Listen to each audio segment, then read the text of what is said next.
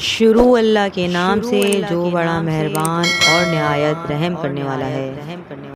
تکبر ایک ایسی بری صفت ہے جس میں انسان اپنے آپ کو دوسروں سے بہتر یا بڑا سمجھتا ہے اور اس کے ذریعے وہ دوسروں کو حقیر، کمتر یا ادنا نظر آتا ہے۔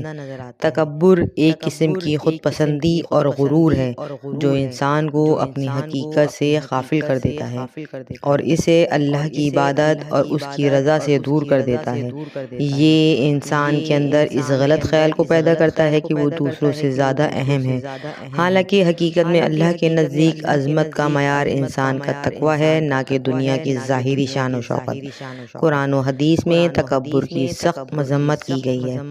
اللہ تعالیٰ نے فرمایا، تم میں سے کوئی شخص تکبر نہ کرے کیونکہ اللہ تعالیٰ تکبر کرنے والوں کو پسند نہیں کرتا۔